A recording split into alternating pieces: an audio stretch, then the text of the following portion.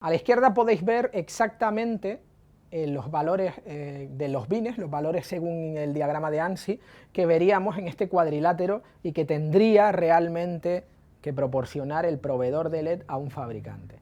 ¿Esto por qué viene bien? Pues viene bien porque según el tipo de fuente que utilicemos, por ejemplo, vamos a hablar de las fuentes LED de Dedolite.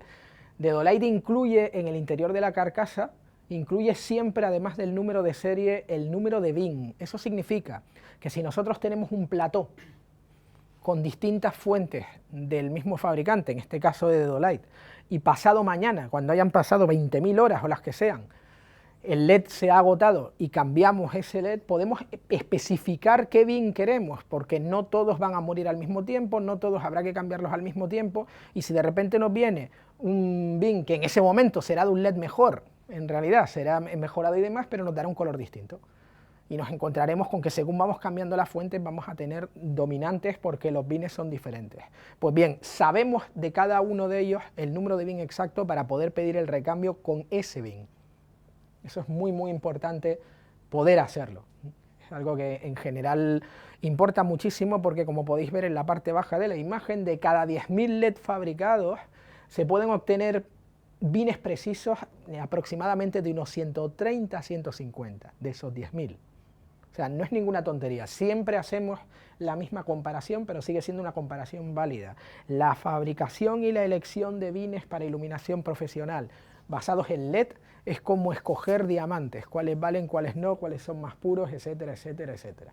Aquí es cuando veis que realmente no todos los LEDs son iguales. No os volváis a creer, ni quiero volver a oír eso de que el LED del chino cualquiera que compro es exactamente igual que el LED de la fuente carísima. Hay veces que sí, pero muchas veces no. Y hay diferencias reales, no nos lo estamos inventando, ni la mayoría de los fabricantes se lo están inventando cuando dicen que hay distintas calidades. Y no es lo mismo comprar el LED en el IKEA que comprarlo de una fuente profesional. El siguiente punto que tenemos que tener en cuenta, hemos hablado de estabilidad de color, es la consistencia de color. La consistencia de color, recordad, tenemos dos fuentes del mismo fabricante puestas a lo mejor iluminando un sitio, etcétera, etcétera. Pueden ser fuentes normales, no tienen por qué ser fuentes para iluminación de cine o vídeo, pueden estar en un museo, pueden estar en una cafetería. Y el problema que hay con la consistencia es que veamos desviaciones con las mismas fuentes, el mismo tiempo de uso, etcétera.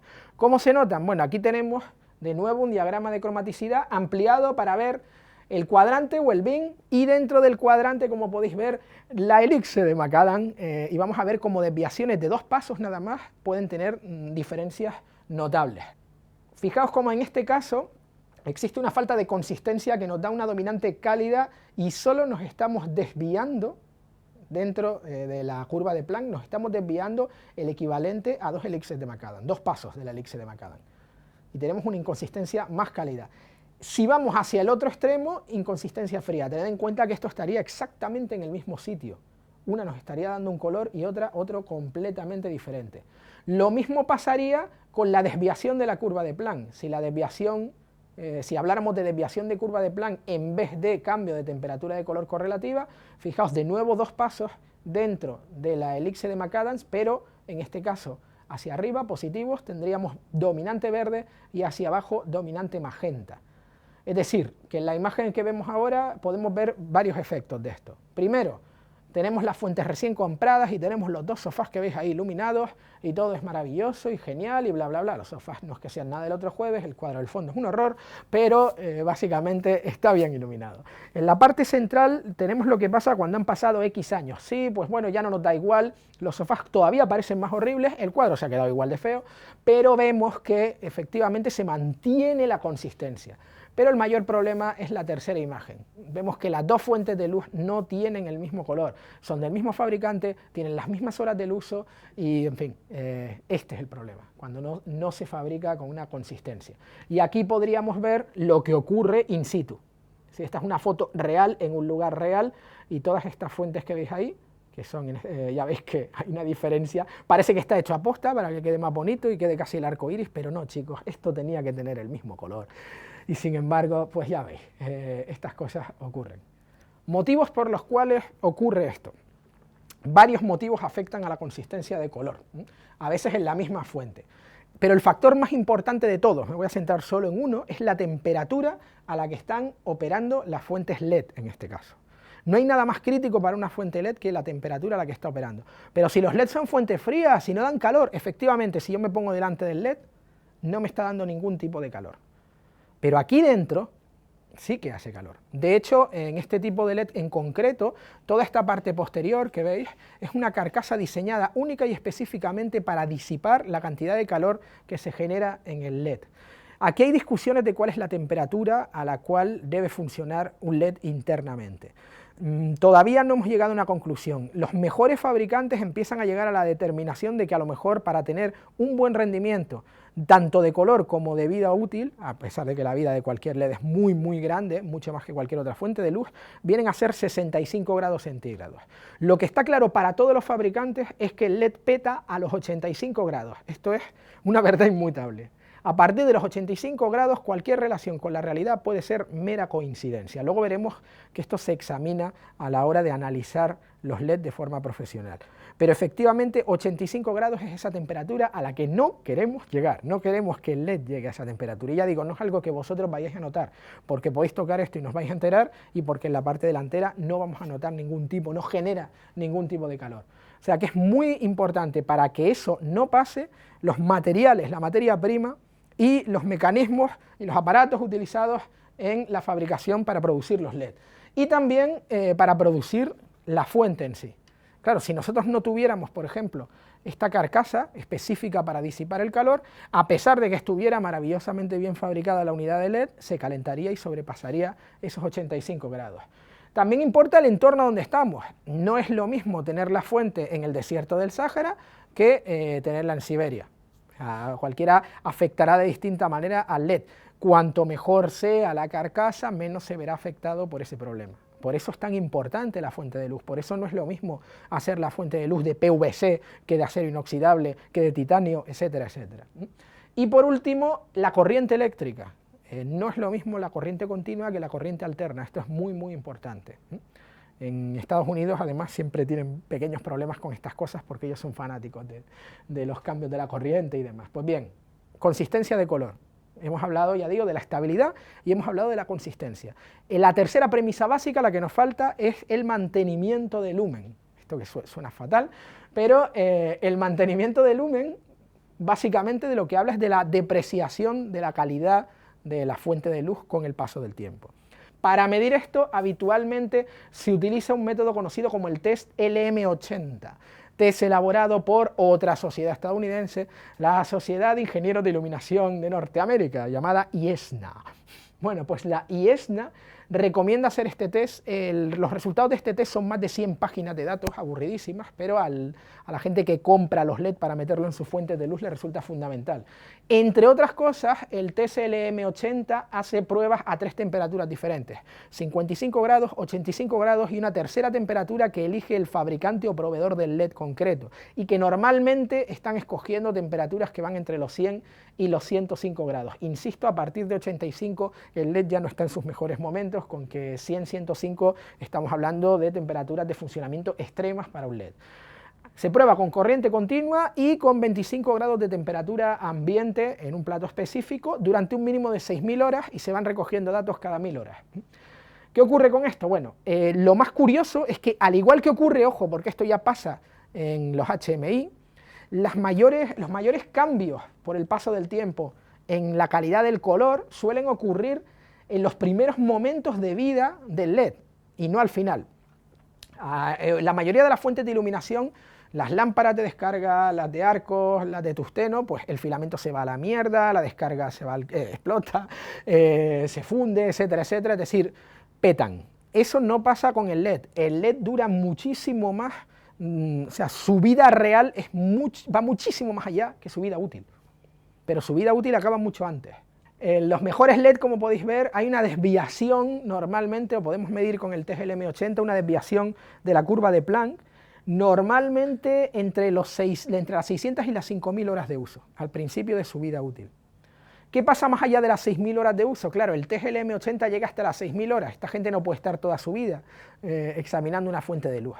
No hay ningún dato fiable, porque aquí ya son datos de los fabricantes, no hay ningún dato fiable de fabricantes de iluminación LED más allá de 6.000 horas. Y eso es bastante preocupante, no lo sabemos. En el mejor de los casos, en los LED de mayor calidad que se han podido analizar, se cifra de manera más o menos conservadora un máximo de 20.000 horas y a partir de ahí habría una depreciación que sería ya inaceptable o que sería notable, notoria. Ya digo, se dice por decir porque básicamente no hay pruebas fiables más allá de las 6.000 horas, pero podemos establecer que sí, que de estas 50.000 horas que te dice el fabricante de LED del IKEA y tal, que te va a durar todo, pues en los mejores LED del mercado te garantizan entre 16.000 y 20.000 horas más o menos, y ni ellos mismos lo tienen claro a día de hoy. Desde luego es muchísimo más que las 200 horas que te va a durar una fuente de tungsteno de las mejores, o sea que no está mal. De modo que, ¿cómo analizamos todo esto y cómo lo medimos? Hay varias propuestas. En primer lugar, tenemos el problema que decíamos antes del CRI, el índice de reproducción de color, que no nos servía para tanto. Una de las propuestas es utilizar lo que se llama un CRI mejorado o un CRI expandido, y para eso hay que retrotraernos a cómo se utiliza realmente el índice de reproducción cromático. ¿Qué hace el CRI expandido? Normalmente el índice de rendición cromático lo que hace es comparar la reproducción de 8 colores pastel, siempre con la misma fuente de iluminación, la que se está probando, y compararlo con una fuente de referencia que tiene la misma temperatura de color correlativa. Haces la media aritmética de los 8 valores y tienes este valor de CRI que veíamos en el cuadro de hace unos minutos, aquel que nos decía que 70, 80, 90, etc. Bueno, el problema es el siguiente: con 8 valores, la media aritmética de 8 valores no es suficiente a día de hoy, y no desde luego para las nuevas fuentes de luz. En realidad hay más, hay hasta 15 o 16 parches, de los cuales el extendido utilizaría 14 parches de color que están estandarizados, pero realmente los últimos 6 es que no se usan casi nunca. ¿Cómo se pueden utilizar? Bueno, se puede, luego veremos qué instrumentos para hacerlo. Muy importante, en lo que llaman CRI extendido o CRI mejorado, es la medición del valor número 9, ese que veis a la izquierda de la imagen que pone R9. ¿Por qué? ¿Por qué es tan importante? Bueno, porque es el valor que corresponde con el rojo fuerte, y normalmente el mayor problema del índice de rendimiento cromático es que no nos sirve para medir colores muy saturados. El R9 en cualquier fuente de iluminación, la medición del R9 siempre va a ser la peor o el peor valor de todos, de los 14 que hay en general, siempre será el peor, el más bajo. El R9, si es superior a 0, ya es bueno. Si es superior a 50 es muy bueno. Si es superior a 75 es excelente. Es muy importante el valor de R9 para todo lo que contenga rojo, y no olvidéis que la piel humana contiene más rojo que cualquier otra cosa. Bien, tercer señor feo al que tenemos hoy, cuarto si contamos al que habla. Este señor de aquí es el señor Munsell. El señor Munsell, que era pintor, y muchos lo conoceréis, fue el responsable de establecer una de las primeras, o quizá la primera, escala cromática fiable para la medición del color. Esto tiene una parte buena y una parte mala, porque el señor Munsell era pintor, como he dicho antes. Bueno, y los pintores tienen esa manera de llamar a los colores que nos recuerda mucho, pasa siempre esto que habéis visto tantas veces, de lo que nos reímos tanto, que los tíos conocemos 7 colores y las mujeres 236, ¿no? Pues bien, Munsell es pintor, y los pintores son como las mujeres, conocen un huevo de colores que yo nunca he conocido en la vida.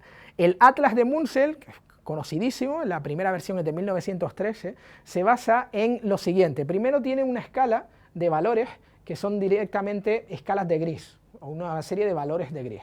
Luego tiene un círculo cromático alrededor, que lo que nos indica son los tonos, y dentro de cada tono tiene una intensidad diferente, o sea, una saturación. En esto se basa el Atlas de Munsell. Pues bien, el tema es que el índice de rendimiento cromático está basado en los colores del Atlas de Munsell, y por eso está un pelín desfasado, sinceramente. En lugar de hacer la media basándonos en los 8 primeros tradicionales, lo que podemos utilizar es un espectrómetro, como el que veis aquí, para tomar los datos de los 14 índices, no solo de 8. Y el resultado vendría a ser algo así. Aquí tendríamos la medida de los 14 y aquí tendríamos, como veis, el rendimiento espectral de cada una de las luces. Esta sería la consecuencia de hacer una medición del índice de rendimiento colorimétrico, del índice de rendimiento cromático expandido. Aquí podéis ver, aplicando los colores del test de color del Atlas de Munsell, os podéis reír un buen rato con los nombres de los colores, ¿vale? Esto de verde amarillento moderado, púrpura rojizo claro, etcétera, etcétera, cuáles están tradicionalmente incluidos en la medición tradicional del CRI, y a la derecha los que no están normalmente incluidos, incluso dos de ellos que no suelen estar incorporados ni siquiera en la medición expandida. Muy importante, el R9, ese rojo fuerte que siempre va a ser el valor peor dentro de cualquier fuente de iluminación. Y otra de las cosas, a pesar de que veis que el R15 se llama color de piel, yo he añadido aquí entre paréntesis lo que veis.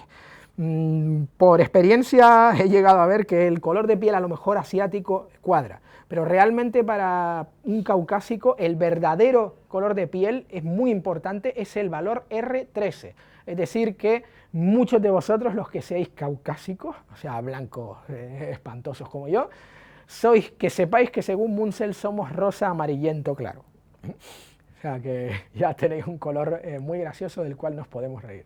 Pedazo de rosa amarillento claro todos nosotros. Pues bien, esta es la medición un poco, ya digo, del índice de rendimiento colorimétrico o cromático expandido. Pero no es suficiente. No es suficiente, ¿por qué? Porque hay longitudes de onda que no se ven reflejadas en absoluto, porque hay colores saturados que no se ven reflejados en absoluto y porque esto pertenece a un espacio de color totalmente desfasado y en general obsoleto. ¿Qué podemos hacer? Pues bien, aquí hay distintas instituciones que llevan trabajando desde hace muchos años en un nuevo sistema estándar de medición. Y aunque todavía no es un estándar internacional, sí que existe un nuevo estándar europeo que merece la pena conocer, que se llama el TL6.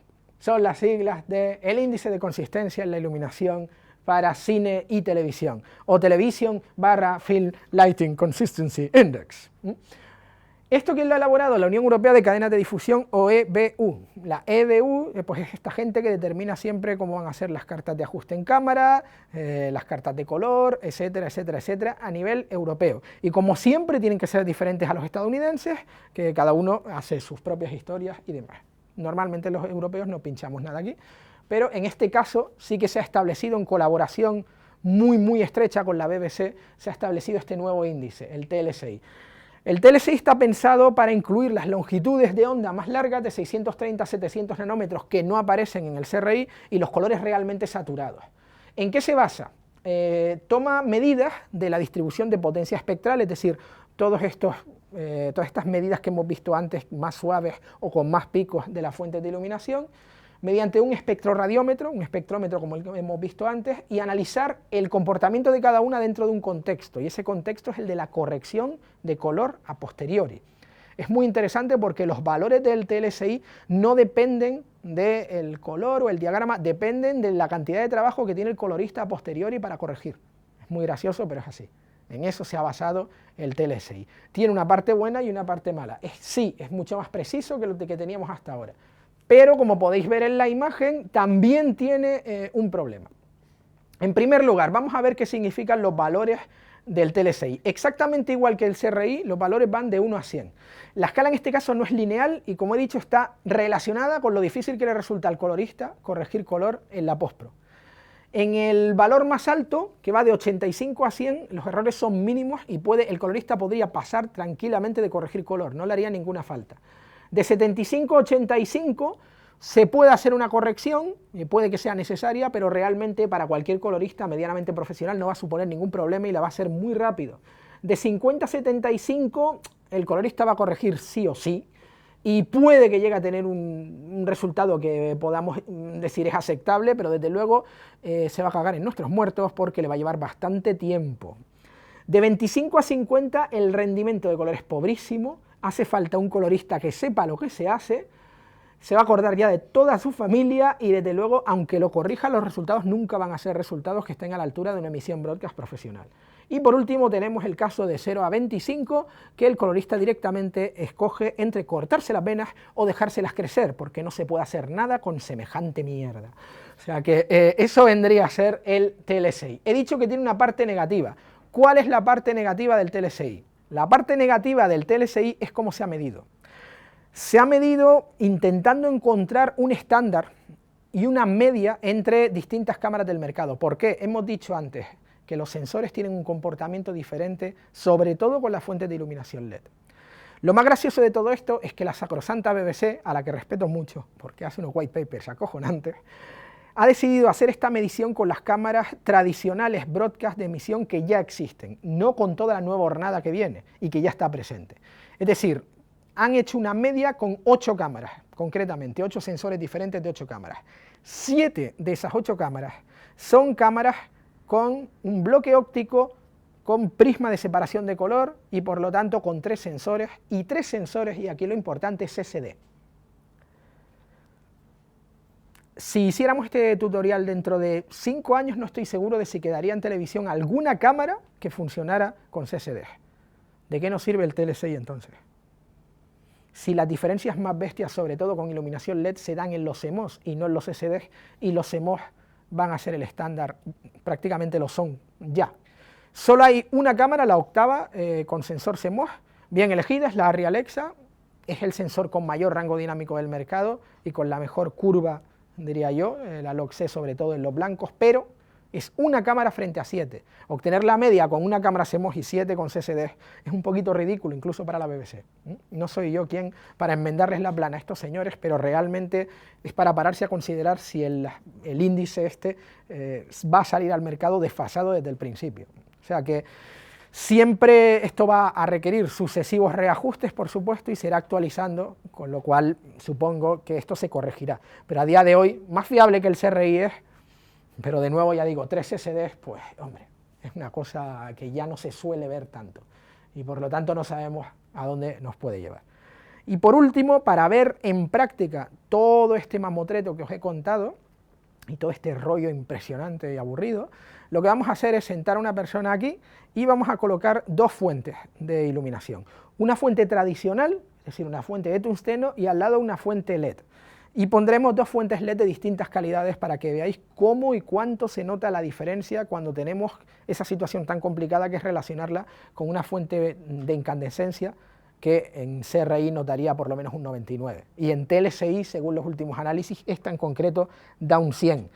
Que cualquier fuente de luz artificial, sea cual sea, y esta es la mejor del mercado, de 100, me hace no fiarme demasiado del TLCI, sinceramente. El 100 solo lo debería dar el sol. Pero bueno, vamos a ver esto para que veáis realmente en la práctica qué significa todo este rollo macabeo que he soltado. En esta primera imagen estamos utilizando una combinación a la derecha de una luz de tungsteno y a la izquierda de una fuente de iluminación LED de muy buena calidad. Podéis ver como, aunque haya pequeñas diferencias, en general podemos tener una equivalencia entre una y otra. Para eso es necesario que el índice de TLCI de la fuente LED sea muy elevado, que la consistencia del color sea buena, etcétera, etcétera, etcétera, todo lo que hemos venido contando en este tutorial. Ahora hemos cambiado la fuente de iluminación LED por una fuente de baja calidad con un CRI o un TLCI notablemente inferior. La fuente anterior, para ser exactos, tenía un valor de TLCI de 97 y un valor de CRI de 95, y en este caso tenemos una fuente que no sube de 84. Se puede notar claramente la dominante, tirando un poquito hacia el verde, a veces un poco verde, un poco magenta, en la imagen de la izquierda, mientras que en la derecha seguimos teniendo la misma fuente de incandescencia. Como podéis ver, la calidad de la fuente de iluminación, en este caso del LED, sí importa, y mucho, sobre todo si vamos a combinar distintas fuentes, cosa que hacemos últimamente todo el tiempo por motivos de logística o de presupuesto.